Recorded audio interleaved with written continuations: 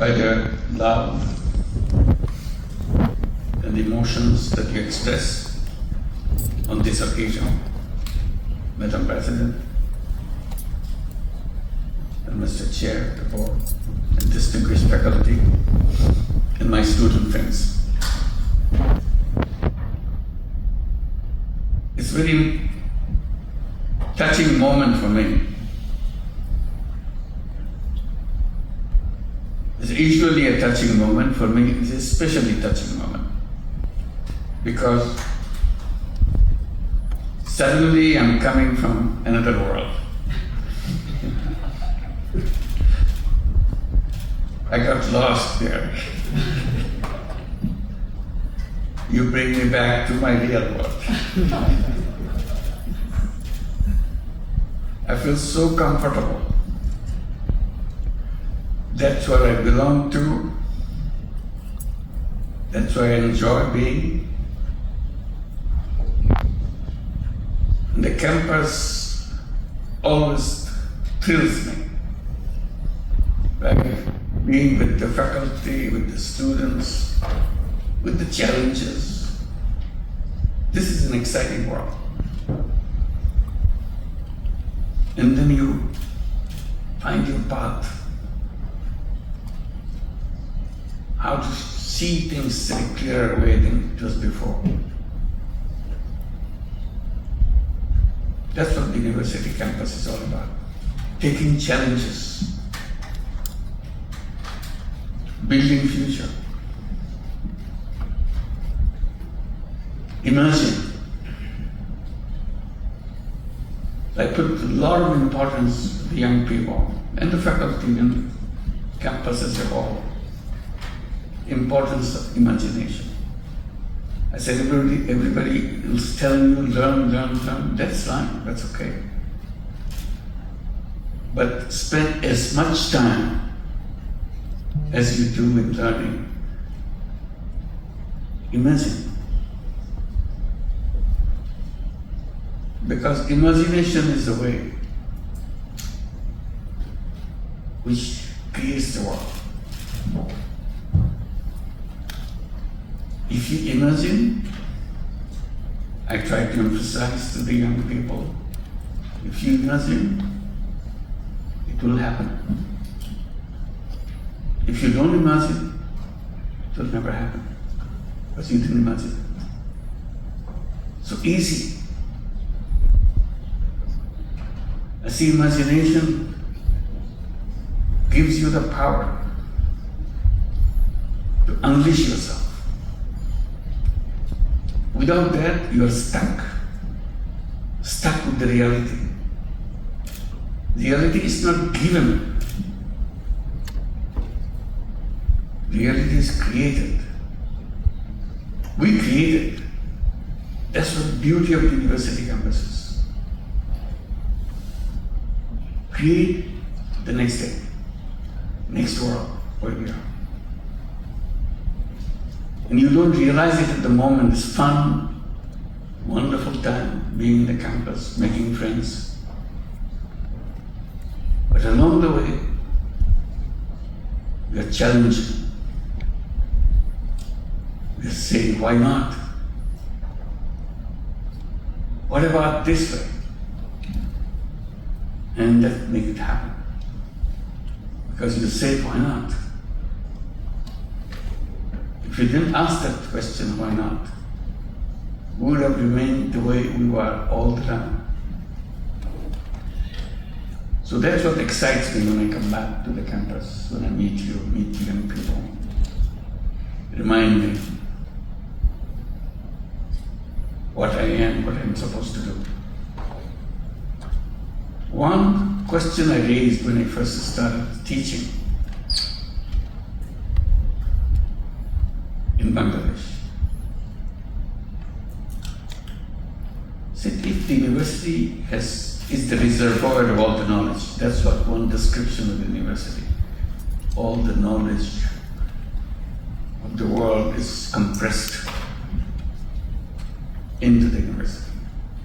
If so, if all the knowledge is stored in the needed reservoir, the campus. How come you have so much poverty right outside your door in Bangladesh? How come your knowledge doesn't spill over to them? Maybe your reservoir doesn't have anything. You're faking it. If there's a real thing, it should have come out. Solution would be long found. I said, there should be connection between the people who live outside the campus and the people who are practicing, learning, teaching within the campus. Now, there is distance. You don't want to pay any attention where you are located, who are people around you. Without them, knowledge has no meaning. Knowledge is for people. So you have people just one step outside of your campus boundary. They don't know what you do. You don't know what they do. That pained me.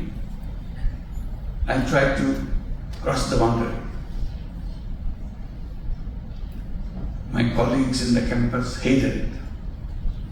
They thought you are devaluing yourself. You are a professor. Why should you be with the farmers or the laborers, rickshaw pullers? You demean us. I said, no. I said, as a professor, as a teacher, that's my job, to find answers. If I'm not finding answers. Teaching is all in the book. You don't need a teacher. You need a teacher because he and she guides you. How can he and she guide you if he himself doesn't know anything? So that's where my journey began. Amazing thing. Gradually, I turned around. I was the teacher in the campus, and suddenly I find myself a student in the village. Every day I'm learning. Years later, I found out that's the best university I ever been to. The village women taught me so much. Today, whatever I'm saying, whatever I'm doing, all inspired by them. And very simple thing about life. Simple questions raises fundamental issues. And first journey began with just giving tiny loans. I had no idea, no book tells me that I had to pay good. It's because of the necessity of the circumstances forced me to take action. Very innocent action. I didn't think it was an academic work I was doing. But it led to, in academic world, I cannot give up. It challenged the whole banking system. I said, it's very funny. Banking system is designed in a way, the more you are rich, the more they want to serve you. The more you have, the more you get. Suddenly I looked at it, I said, that doesn't look right. The principle should be other way. The less you have, more right you have to get the service. If you are the poorest, you get the highest priority, which is the reverse. And I started challenging that. Bank says, no, that's not the way it works. I said, I know it doesn't work, but it has to work. They said, it will never work. I said, it's working. And that voice I raised again and again. It took a long time to get the attention of the universities around the world. Universities are shielded away. They don't want to get into subjects which are not in the book. And I'm doing something which is not in the book. This is getting is a non-academic subject. As it's very much academic subject, it relates to people's life. If it relates to people's life, it relates to university. So that's the journey led by this question, led to other issues, okay, took me to many steps. Now I'm talking about leading all these issues piled up. I've strongly feel when I start talking, the civilization that we have built today, that we are so proud of the civilization, it's fantastic civilization. I could say it's a wrong civilization. And it's a self-destructive civilization. This civilization will kill us. No, how can it be? Look at the prosperity. Look at the way we are conquering everything. We are conquering the world, we are conquering the space. Yes, but leading to self-destruction. You will disappear. You cannot sustain yourself. I give 3 reasons why we cannot survive under the present civilization. 1, environment. Very simple. Now everybody agrees there's something wrong with us on the environment issue. I say it's not about something wrong. It's inching towards destroying everything that we have. If you just simply take one aspect of it, there are so many aspects. Waste.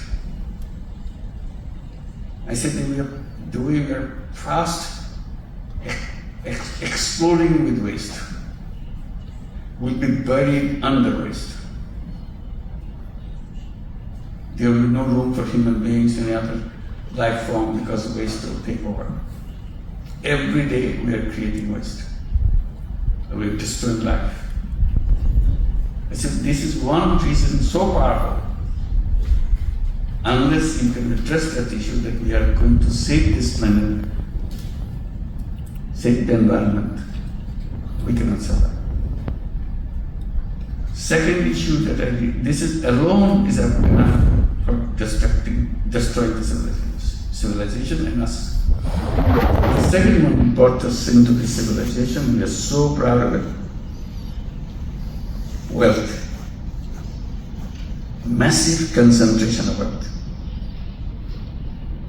Wealth is fine. We are so proud that we create wealth every day. Where does it go? The way we design it, and we are responsible. We are the people who design all the theories, all the things. We are responsible for this destruction. We put in our economy the critical factor, critical element, maximization of profit. So everybody is trying to maximize profit. And in the principle of profit, the more profit you make, more powerful you get. And all the wealth start coming to you. And you double it, triple it, multiple it. People have less profit, no profit, they're down there. So the continuous force of profit pushes you to get all the wealth to yourself. No matter which country, which economy you take, wealth is fast approaching the people at the top. So few people in the top, a few percentage of people in the top, they accumulate all the wealth the nation has. Very little is distributed down the line. Globally, if you think, total global wealth is in the hands of few people. You can count them in number, you know them. Death is not a tenable system. Simple. It will explode, it will destroy itself. Can we not do something? Of course we can do that if you think about it. Now that we are happy with this, we got our peace, we are happy with it. He got everything, okay, he's lucky. He's not lucky, he's killing us. It's not because he's smart. Every other people is as smart as him or her. Simply he got the chances. Once you get big, you get bigger. If you're bigger, you get the biggest. You continue. That everywhere has happened. So that again, wealth concentration will be creating chaos everywhere. And it will explode. We have no solution for that unless we come back to can we address that. And the third one, which will kill the destroy the whole world, is unemployment. We talk about employment all the time, but work for unemployment. We design technology, powerful technology. We need 10 people, now we need 1 people. Where we need 100, we now can do it 2 of them. So what happens to people who are left out? Because technology is moving in that. Now you have the artificial intelligence. You are so happy. You practically don't need any people, so they are so proud. Is it a good news? You don't have need any people? And artificial intelligence can design things on their own. I said, oh my God. What are we then? I said, technology, the way I understand, is a tool. Helps me to do things. Make it easy for me to do things. I don't see artificial intelligence as a technology. Because I see that artificial technology is taking away my control on this. If the technology takes away control over it, then it's my enemy. He said, who are you? Artificial intelligence came to challenge me, who are you? So this led me one simple way of acting, again, working with students. I said, why don't we create 3-0 clubs? Simple idea, we can practice it. Simple idea because we are saying in a personal way, each one of us in the 3-0 club. The 5 people together can create a club. Each person will make a commitment. I will not do anything which needs to use fossil fuels, plastic.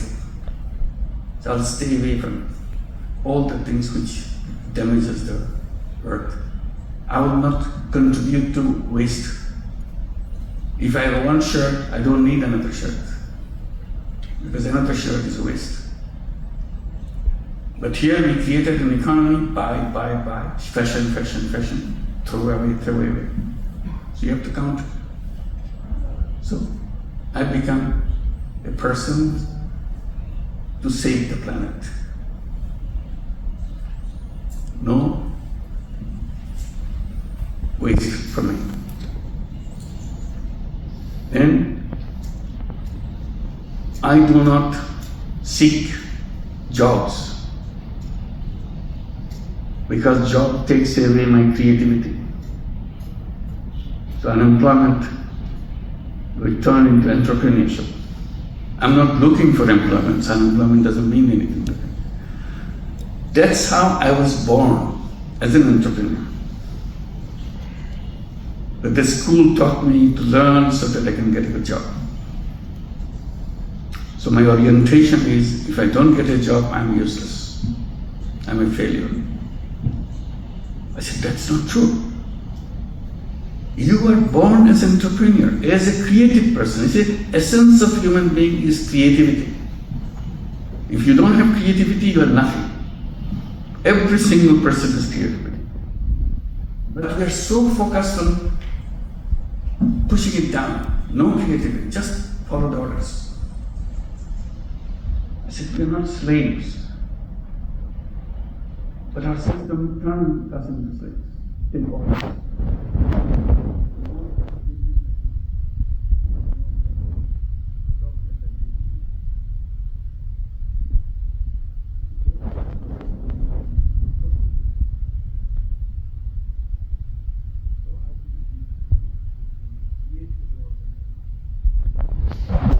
So these are the 3 zeros. On top of it, another idea came and attached to it. Business for profit maximization. I said, who said so? We'll create business for no profit at all, for no personal profit. Company business will make profit, but profit will stay with the business, not with the owner. Why I create that? I create business for solution of problems, for a purpose, not for making money. Only purpose in business today is making money. I said, no, that's not what it is. Business is a wonderful tool. But the question is, what do you use it for? You are using it for personal gain. They explained it away by saying, you know what? Just the way human beings are. They are selfish. They want to make money. That's why you have to build a system based on selfishness. Because that's the unique quality of human being, is selfish. I said, you misunderstood human being. Human beings are selfish and selfless. But you cut off the selfless part. You keep on with the selfish part. You build the whole world on the basis of selfish part and create a wrong world. If you address it as a human being, selfish and selfless, you would have 2 kinds of business. One is a selfish business, and another is a selfless business. And we encourage to create selfless businesses. Japanese young people love that. Many created big companies now, what we call social business. We just met some of them. And globally now, they are talking about what should we study this, why not? So they have social business centers, teaching, trying to see how to solve problems in a business as a tool. Business is a very powerful tool, but the purpose has to be put in there, right purpose. So one thing led to another. And it all happened because of the interaction, because of the debate, because when I'm taking my students with me to address something, they're raising questions constantly. And I'm trying to find answer for me, not for them, because I don't have the answer. When I have it, I say, shall we try this way? Maybe this will work. And I say, this is fantastic. So whenever I come back to campus, as you did, help me to do that. It's an amazing opportunity to look back and enjoy being in the campus. And thank you for giving me that. Thank you very much. Thank you.